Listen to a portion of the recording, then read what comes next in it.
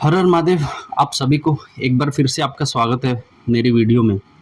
और आज फिर से मैं आपके लिए एक ऐसी जानकारी लेकर आया हूँ जो बहुत ही गहरी डीप है।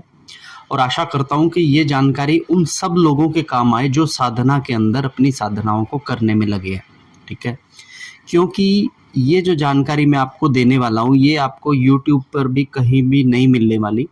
तो मैंने सोचा कि क्यों ना एक ऐसी इंफॉर्मेशन आप लोगों को दी जाए जिससे एक नए साधक को बहुत जल्दी और बहुत अच्छी मदद मिले। ठीक है, तो आज जिस विषय पर मैं बात करने जा रहा हूँ उसकी शुरुआत मैं इस तरीके से करूँगा कि आपने जितनी भी साधनाएं की हैं या फिर आपने जितना भी मंत्र जाप किया है, आपने जितनी भी पूजाएं की है, उन सभी पूजाओं के दिनों में से किसी एक दिन या किसी एक ऐसी सिटिंग में जिसमें आपकी पूजा में बहुत अच्छा ध्यान लग गया हो, जिसमें आपकी अब तक टांगें दुखती थी जब आप चौकड़ी लगाकर बैठे थे, लेकिन उस दिन आपकी टांगें ज़रा भी नहीं पता लगी आपको।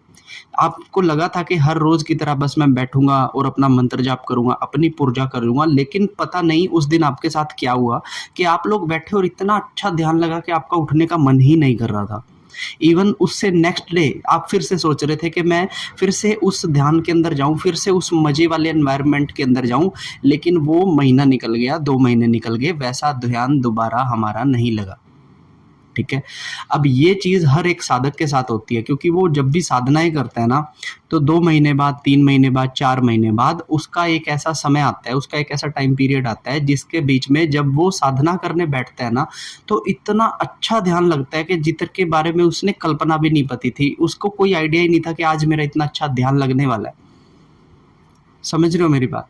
तो आज उस टाइम के बारे में मैं आप लोगों से बात करता हूँ, क्योंकि वो टाइम कितना प्रीशियस होता है।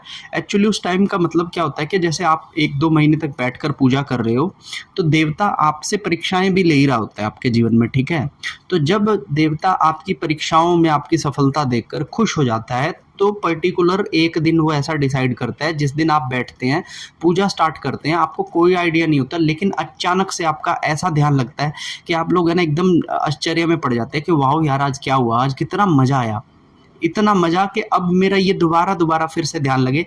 लेकिन फिर से 3-4 महीने बीत जाते हैं, ऐसा ध्यान आप लोगों का नहीं लगता, क्योंकि ये जो चीज़ थी ये कैसे थी, ये आपकी तरंगों के इकट्ठा होने के बाद आपके पास आई थी।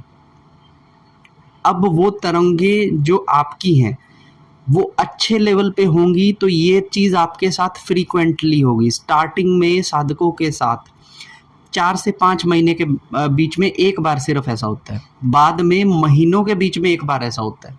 इवन मैं अगर अपनी बात लगाऊँ तो मेरे साथ भी 20-25 दिन के अंदर एक बार ही ऐसी स्थिति आती है कि जिस दिन मैं बैठ जाता हूँ उस दिन इतना ज़्यादा मज़े की अनुभूति होती है, मैं आपको बता नहीं सकता। तो क्या ग्लिचेस रह जाते हैं एक साधक के, क्यों वो ये जो तरंग है इतने फ्रीक्वेंटली पे लेता है, मतलब इतने टाइम गैप पे लेता है, ऐसा वो क्या करे कि उसको वो तरंग मिले हर रोज़ 2 या 3 दिन में एक बार कम से कम वो तरंग मिले। ऐसी कौन सी चीज़ की कमी रह जाती है कि हमारी एनर्जी प्रतिदिन उस तरंग को कैच नहीं कर पाती। आपको मैं एक चीज़ बता दूं, अगर आप एक साधक हैं, अगर आपको एनर्जीज के बारे में थोड़ा सा भी नॉलेज है, तो आप एक चीज़ समझेंगे कि हमारी एनर्जी फ्लक्चुएट करती है पूरा दिन के अंदर। आप लोग सुबह उठते हैं तो आपको बहुत हेल्थी एनर्जी होती है, आपकी सब कुछ काम करने की हिम्मत होती है, लेकिन जैसे ही शाम होने लगती है आपकी एनर्जी डाउन पड़ने लग जाती है, और जब रात का समय होता है तो आपका मन करता है आप सो जाओ। ठीक है, तो इसी तरीके से हमारे आध्यात्मिक एनर्जी भी बनती है जब हम पूजा पाठ करते हैं तो। ठीक है, अब आध्यात्मिक एनर्जी में ऐसी कौन सी कमी आ जाती है जिसे हम किस चीज़ों को करने के बाद उन कमियों को हटा सकते हैं, मैं आज आपको इनके बारे में पूरे तरीके से बताता हूँ। सबसे पहली चीज़, साधक की ऊर्जा में कमी क्यों पड़ती है? क्योंकि साधक के मंदिर में जो ज्योत लगाई जाती है, जो अगरबत्ती लगाई जाती है, मैंने बहुत सारे साधकों का देखा है कि वो जब सफाई करते हैं अपने मंदिर की तो उस अगरबत्ती को, उस ज्योत को निकाल कर फेंक देते हैं, जो उनकी सबसे बड़ी गलती है। ठीक है, जिस चीज़ के अंदर ब्रह्मांड से देवीय ऊर्जा आ रही है, जिसके सामने आप नतमस्तक हो रहे हो, अब वो अग्नि जब उसमें से बुझ गई, वो राख बच गई, एशेस बच गई, तो आपने क्या किया, सफाई के नाम पर उसे कपड़े से, डस्टिंग से साफ कर दिया, या फिर किसी पानी में जाकर आप उसको बहा कर आ गए, या फिर अपने किसी गमले की मिट्टी में डाल दिया।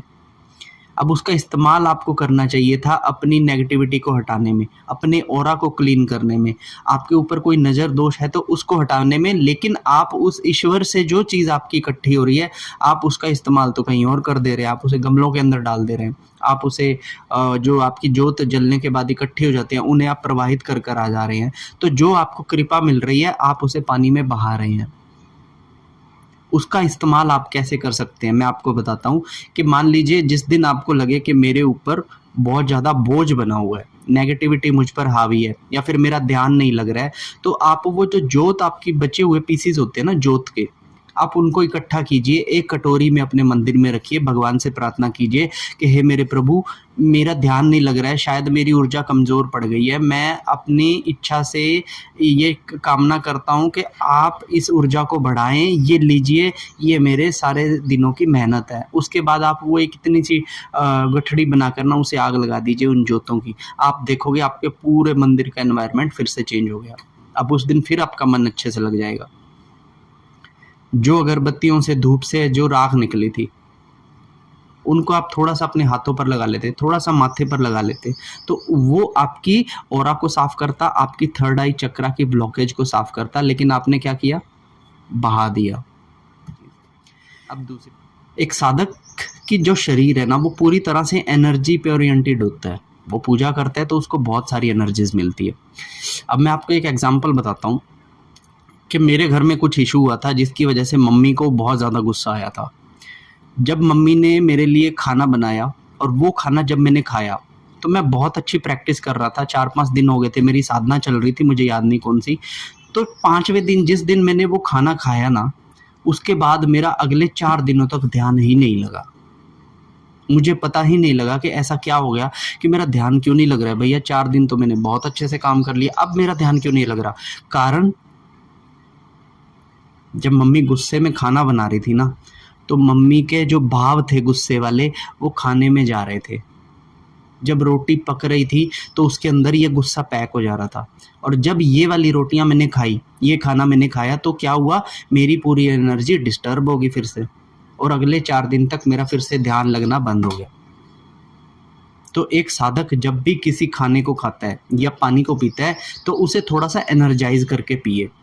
आप खाना खाते हो, आपकी थाली में खाना है, आप अपने दोनों हाथों को इस तरह से कीजिए, अंगूठे मिले होने चाहिए, ऐसे नहीं होने चाहिए, ऐसे नहीं होने चाहिए, ऐसे होने चाहिए। आप अपनी खाने की थाली को इस तरह से रखिए और बोलिए कि हे प्रभु, मेरे खाने में अगर किसी भी तरह की कोई गलत ऊर्जा हो तो उसे बाहर निकालो। उसके बाद आप ओम नमः शिवाय ओम, ओम नमः शिवाय ओम, ओम नमः शिवाय ओम, ऐसा करके आप अपने खाने को फिर खाना। आपको खाने में किसी भी तरह की एनर्जी हो वो आपके अंदर जाके आपकी एनर्जी को डिस्टर्ब नहीं करेगी।